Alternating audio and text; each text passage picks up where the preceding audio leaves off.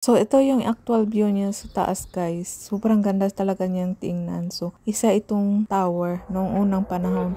Makig Tower yung pangalan niya at sobrang tagal na. 127 years old na siya. At ayan, napakatibay pa rin ng pundasyon. Hindi yan natapos dahil yung may-ari niyan ay namatay sa heart attack.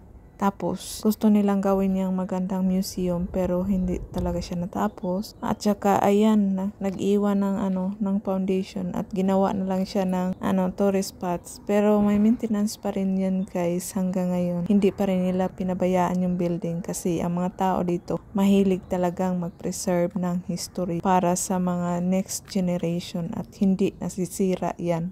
Sobrang ganda ng architecture. Did you see me? Did you see me?